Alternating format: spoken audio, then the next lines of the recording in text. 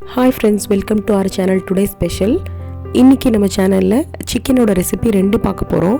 ஒன்னு வந்து நம்ம நார்மலா chilli chicken. செகண்ட் ரெசிபி என்னன்னா சின்ன வேரியேஷனோட ஒரு grill பண்ண போறோம். அது வீட்ல இருக்க திங்ஸ் வச்சு. வாங்க இப்போ எப்படி செய்யறதுன்னு பார்க்கலாம்.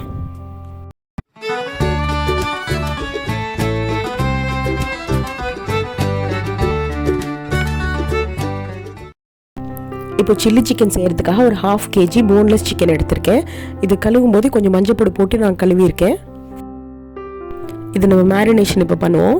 ஃபர்ஸ்ட் இஞ்சி பூண்டு பேஸ்ட் வந்து ஒரு 2 ஸ்பூன் போட்டுக்கறேன். தேவையான அளவு உப்பு போட்டுக்கறேன். காரத்துக்காக 1 ஸ்பூன் மிளகாய் பொடி ஆட் பண்ணிக்கிறேன். இப்போ இந்த மிக்ஸ் எல்லாம் ஒண்ணா பைண்ட் ஆகிறதுக்காக 1 ஸ்பூன் கார்ன் ஃப்ளவரும் 1 ஸ்பூன் மைதாவும் நான் போடுறேன். இது போட்டாதான் நமக்கு அந்த உதிரியா எண்ணெயில பிரியாம இருக்கும். இப்போ half லெமன் போடுறேன். இந்த லெமன் யூஸ் பண்ணல அப்படின்னா உங்களுக்கு நல்ல டிஃப்ரென்ஸ் தெரியும். சிக்கன் வந்து கொஞ்சம் ஹார்டாகவே இருக்கும். இன்னும் டேஸ்ட்டும் கொஞ்சம் நல்லா எடுத்து கொடுக்கும். நீங்கள் லெமன் போட்டதுனால எல்லாத்தையும் நல்லா மிக்ஸ் பண்ணிக்கோங்க. சிக்கன் வந்து சூப்பர் சாஃப்டாக இருக்கணும் அப்படின்னா ஒரே ஒரு எக் போட்டுக்கோங்க. 1/2 kgக்கு ஒரு முட்டை சரியாக இருக்கும். நம்ம வேறு எந்த ஒரு கரம் மசாலாவும் போடாததுனால இப்போ நான் வந்து சோம்பு பொடி கொஞ்சம் போடுறேன். அதோட பெப்பர் பவுடர் நீங்கள் வேணும்னா நம்ம கடையில் விற்கிற கரம் மசாலாவும் இல்லை ஏதோ ஒரு மசாலா பவுடர் கூட போட்டுக்கலாம். நான் இந்த ப்ரிப்பரேஷனில் கடையில் வாங்கின எந்த ஒரு மிக்ஸோ இல்லை கலர் பவுடர் எதுவுமே நான் போடலை. எல்லாமே நம்ம வீட்டில் தயார் பண்ணின பொடிகள் மட்டும்தான் நான் போடுறேன். இந்த சிக்கன் நல்லா ரெட் கலரில் வேணும் அப்படின்னா நம்ம போட்ட மிளகாய் பொடியோடையே சேர்த்து 1 ஸ்பூன் காஷ்மீரி சில்லி பவுடர் போட்டுக்கோங்க. இப்போ மேரினேஷன் ஸ்டெப் அவ்வளோதான் முடிஞ்சிருச்சு.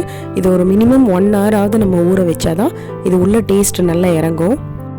ஒரு 1 ஹவருக்கு அப்புறமா இது எண்ணெயில் போட்டு பொரிச்சு எடுக்க போகிறோம். ஸோ இதை மூடி வச்சிடுறேன். சிக்கனில் வந்து செகண்ட் ரெசிபி என்னென்னா கிரில் யூஸ் பண்ணி இந்த டிக்கா தான் பண்ண போகிறோம். இதில் இந்த சொருகிறதுக்காக நான் ஸ்கீவர் மட்டும்தான் கடையில் வாங்கினேன். வாங்க இப்போ எப்படி செய்கிறதுன்னு பார்க்கலாம். ஃபர்ஸ்ட் இது மேரினேஷனுக்காக நம்ம ஒரு க்ரீன் மிக்ஸ் ரெடி பண்ணுறோம். பச்சை மிளகாய் வந்து அவங்க காரத்துக்கு தகுந்த மாதிரி போட்டுக்கோங்க. கருவேப்பிலை, மல்லி இலை, அப்புறம் கொஞ்சம் புதினா. ஃபர்ஸ்ட் வந்து இந்த 4ஐயும் சேர்த்து நான் மிக்சியில் அரைச்சி ஓரமாக எடுத்து வச்சுக்கிறேன். நான் இந்த ரெசிபிக்கு வந்து போன்லெஸ் தான் எடுத்திருக்கேன்.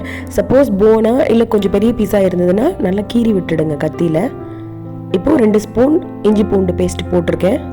அதே மிளகாய் பொடி மற்ற ஐட்டம் இதுக்கு போட்டால் கூட நம்ம அந்த கருவேப்பிலை, மல்லி அந்த மிக்ஸ் பார்த்தீங்கன்னா இது நல்லாவே யூனிக்கான டேஸ்ட்டாக தெரியும். இப்போது ஆஸ் யூஷுவல் கொஞ்சம் மஞ்சள் பொடி போட்டுக்கிறேன். ஒரே 1 ஸ்பூன் மிளகாத்தூள் போட்டுக்கிறேன். ஏன்னா பச்சை மிளகாய் 1 போட்டிருக்கேன் ஏற்கனவே. உப்பு தேவையான அளவு போட்டுக்கோங்க. சிக்கனுக்கும் ஃபிஷ்க்கும் பார்த்தீங்கன்னா ரொம்ப முக்கியமான விஷயம் வந்து லெமன் போடும்போது அந்த ஃப்ளஷ் வந்து ரொம்ப சாஃப்ட் ஆகும். லெமன் இல்லாமல் யூஸ் பண்ணி பார்த்துருக்கேன்னா அது அவ்வளோக்கா நல்லா இருக்கிறது இல்லை. ஸோ வந்து லெமன் எப்போவுமே நான் யூஸ் பண்ணுவேன். இப்போ நம்ம அரைச்சி வச்சுருக்கேன் அந்த க்ரீன் பேஸ்ட் வந்து போட்டுக்கலாம். இந்த ரெசிபிக்கு தயிர் ரொம்ப முக்கியம். ஸோ 1 கப் தயிர் நான் இது கூட ஆட் பண்ணிக்கிறேன். ரொம்ப கெட்டி தயிர் வேணும்லாம் அவசியம் இல்லை. ஸோ நம்ம வீட்டில் உர போட்டு எடுத்த தயிர்னாலும் ஓகே தான். ஏன்னா இதை திக் பண்ணுறதுக்காக நம்ம கொஞ்சம் மாவு ஆட் பண்ண தான் போகிறோம் ஃபைனலாக. அவ்வளோதான். இதுக்கு தேவையான பவுடர் எல்லாமே போட்டாச்சு. வேறு எதுவும் போட போகிறதில்ல.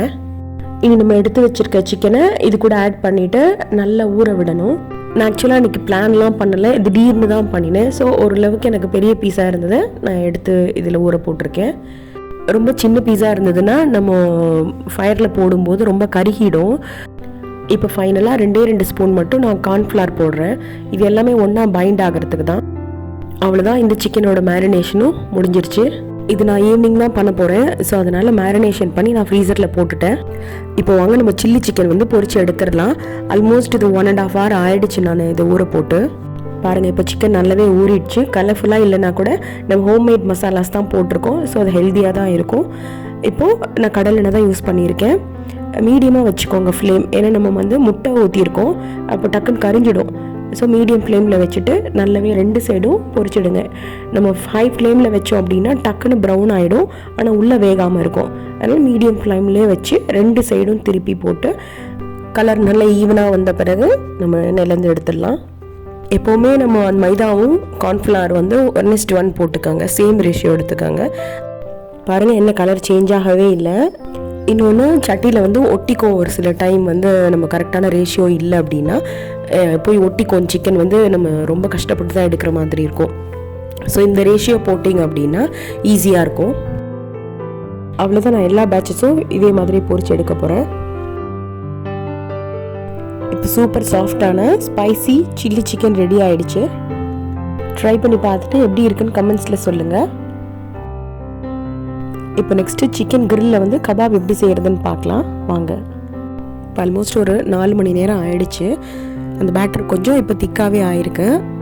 இந்த அளவுக்கு இருந்தால் சரியாக இருக்கும். இது யூஸ் பண்ணுறதுக்கு வந்து நான் அந்த ஸ்கீவர் வாங்கியிருக்கேன். இது லோக்கல் ஸ்டோரில் தான் நான் வாங்கினேன். ஒரு 200 சம்திங் தான் வந்தது. ஒரு 12 இருந்தது.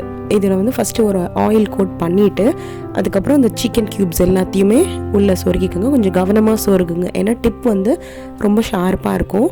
இது அந்த கைப்பிடி நம்ம உட்டில் இருக்கிறதுனால இது நமக்கு ரொம்ப யூஸ்ஃபுல்லாக இருக்கும் திருப்பி வைக்கிறதுக்கு.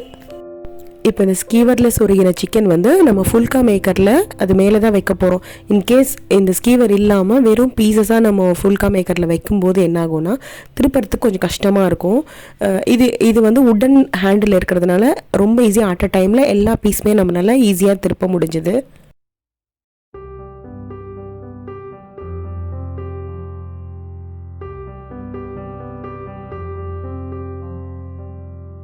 அவ்வளோதான், எல்லா சிக்கனையுமே நான் ஸ்கீவரில் சொருகிட்டேன்.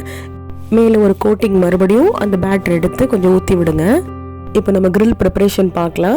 இதுக்கு ஏதோ ஒரு ஹைட்டான பாத்திரம் வேணும், பட் என்கிட்ட இதுதான் இருந்தது.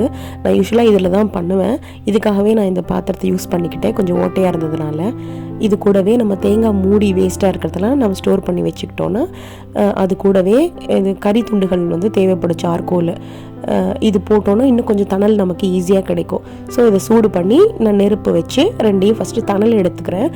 ரொம்ப ஹீட் ஃப்ளேம் நமக்கு தேவையில்லை. எரிஞ்சு முடிச்சுட்டு அந்த கங்குன்னு சொல்லுவாங்க இல்லைங்களா, அந்த நெருப்பு தான் நமக்கு தேவையாக இருக்கும்.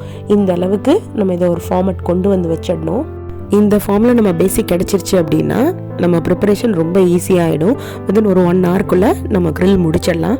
நான் இதில் வந்து ஃபுல்கா பேன் தான் வச்சுருக்கேன் மேலே. அதுக்கு மேலே நம்ம அந்த ஸ்கீவரில் சொருகின சிக்கன் வச்சுருக்கேன். ஏன்னா சிங்கிள் பீசஸ் வச்சு நம்ம ஒன்று ஒன்றா திருப்பத்துக்கு பதிலாக இதில் டோட்டலாக திருப்பி விட்டால் ஈஸியாக இருக்கும்.